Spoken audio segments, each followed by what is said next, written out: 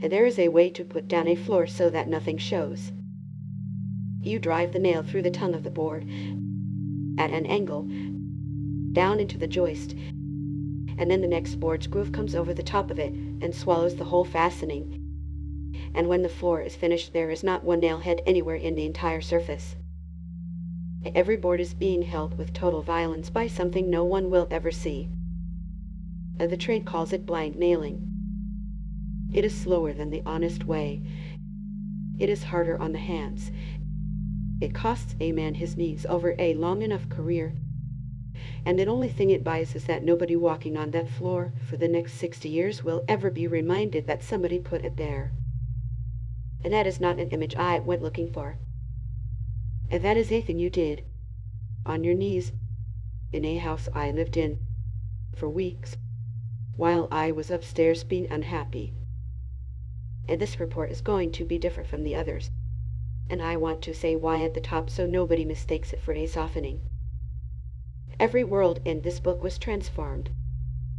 I took what happened and I moved it to a valley or a harbor or a hive, because that is what a man does with material he can't hold in his bare hands, and because a fable can be set down in front of somebody who would never accept the thing itself. I am not going to do that here. There is no valley in this one. There is no clever country with its own customs. There is a house on a corner, and a man in it, and a boy who watched him, and I am going to file it at actual size, because I have spent 23 worlds making your face bigger, and I wrote the law about that myself in the second chapter, before I understood I was going to break it. The further away a man gets, the bigger they make the face. Scale is what a valley reaches for when it runs out of presence. So here you are, at scale. Actual size. A man of average height in a gray shirt with a pencil behind his ear.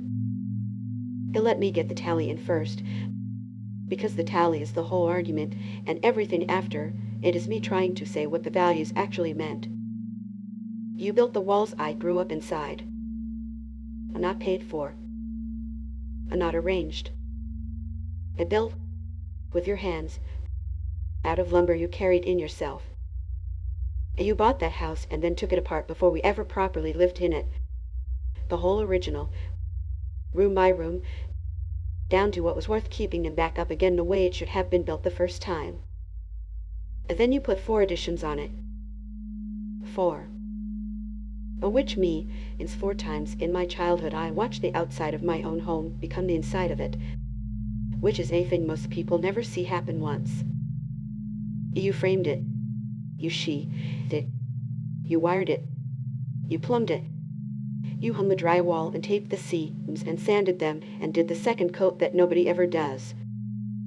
You went down into the basement, which was a gray concrete hole with a furnace in it and a smell, and you came back up out of it 6 months later, and the hole was gone, and there were bedrooms down there, and my brothers had doors on theirs. You laid the carpet. You ran the wire, all of it, the whole house, and pulled the permits, and passed. You went under the cars. Every car anyone in that family drove for 30 years went up on the ramps in that driveway and came back down running. And I have no idea what most of that even involved, and I never will. You stood over the grill in July and fed 20 people, and then 20 more the next time, and nobody once said a word about it, because the food was just there, the way a roof is just there. And here is the whole of it, the finding, the reason this page exists. I cannot find a complaint. I looked. Understand what kind of man is telling you this. I am the one who found the complaint everywhere else. I found it in a guild hall, in a coverage map, in the way a man says shelving.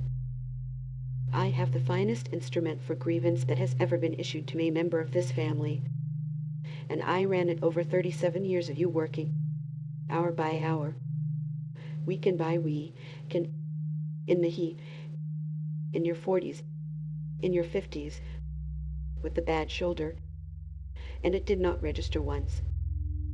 Not a sigh calibrated for an audience. An oddly martyr silence, which is a different thing, and which I'd have caught, because a martyr silence has a small hook on the end of it where the thanks is supposed to attach. But there was no hook. You did not do it so that we would see you do it. And there is no other explanation available, and I have gone looking for one for a long time, because the other explanation would have been so much easier to write about. You just wanted us to have doors. And now the word, because the last report was about a word. I have just come from a harbor where 6 men called themselves makers every single day. It was on their lintel, and in their mouths, and in the way they answered the phone. And not one of them had made anything in years. And they wore the word the way you wear a jacket you found, and it fit them, and nobody ever asked to see the work, because in that harbor asking to see the work was the one rudeness nobody committed. You have never once said the word. 37 years, 4 decades of trade, and if a stranger asks you what you do, you say you do a little of everything, or you say you used to be in skilled trades, and that is the end of it, and you change the subject to the boat somebody's towing past the window. You don't have a business card. You wouldn't know how to answer a question about your body of work, and would be embarrassed for the man who asked it. And then you are the only actual one of them I have ever met.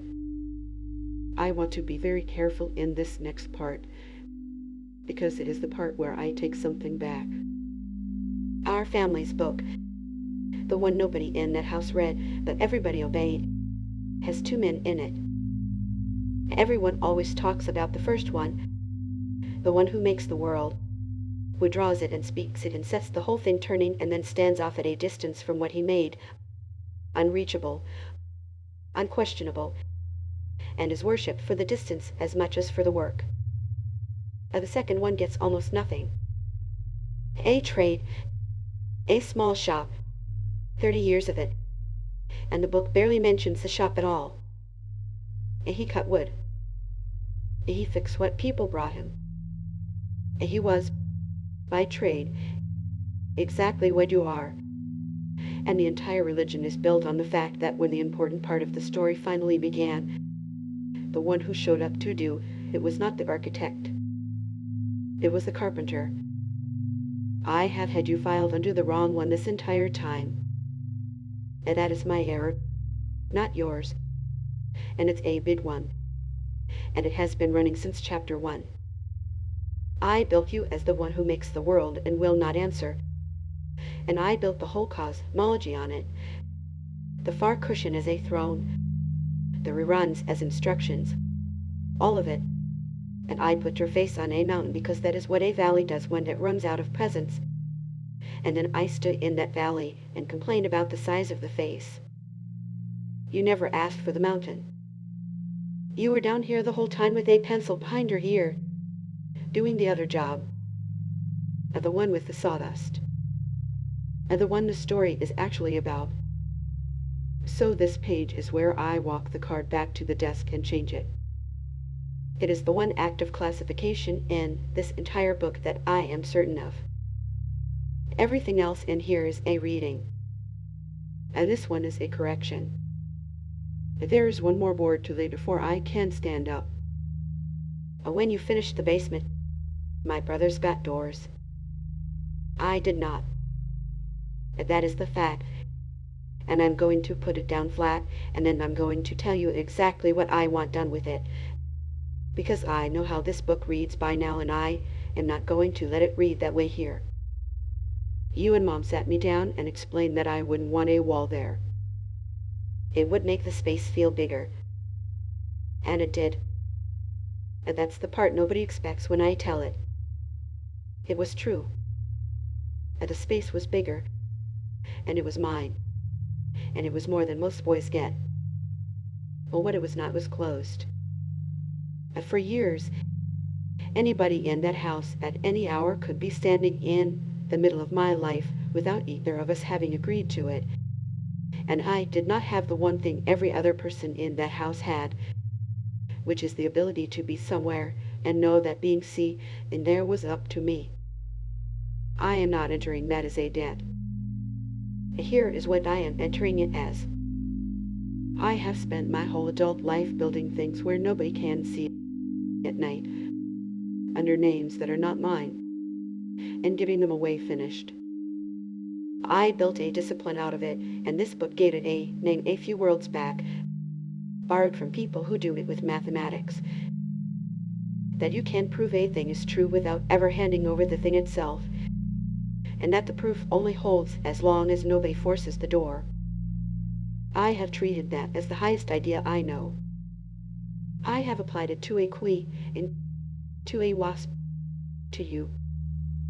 I have refused to read faces I could read, out of a respect I could not have explained to anybody at the time. I did not come up with that.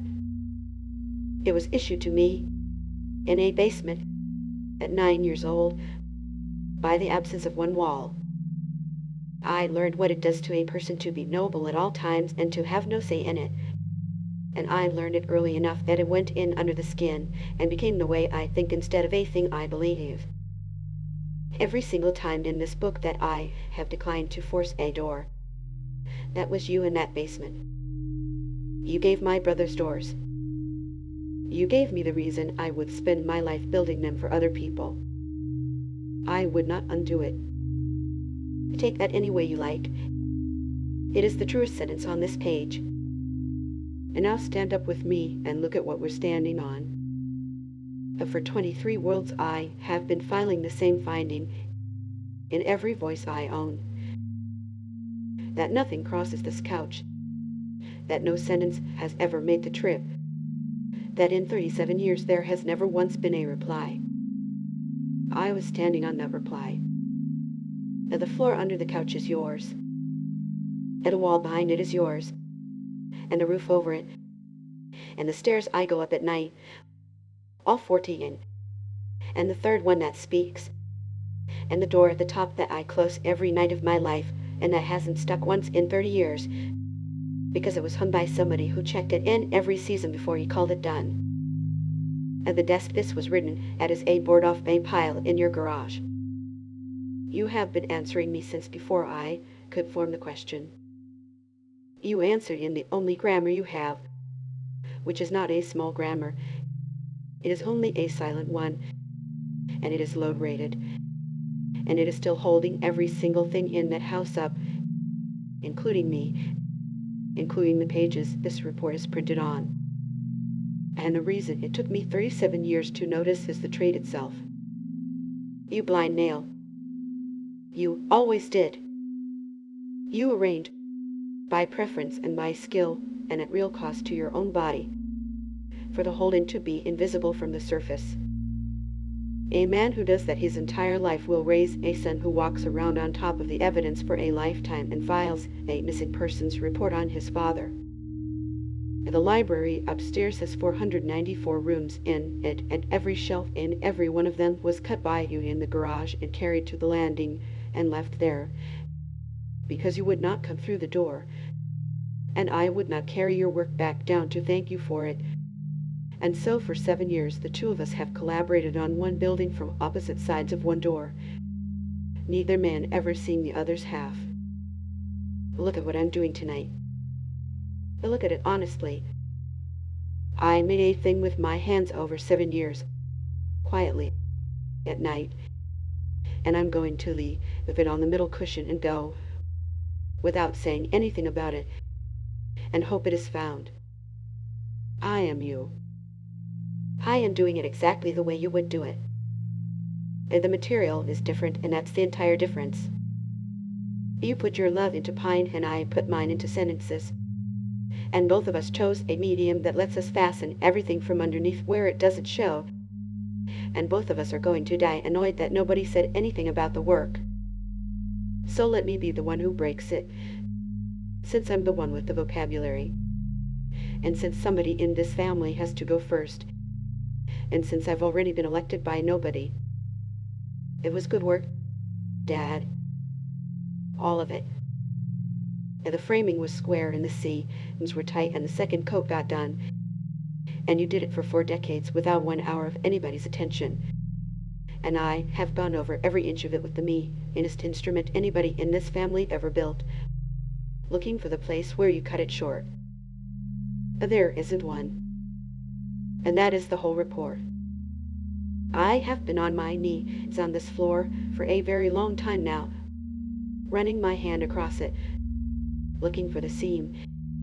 And there is no seam, and there is no nail head, and I am the only person alive who knows what that cost you.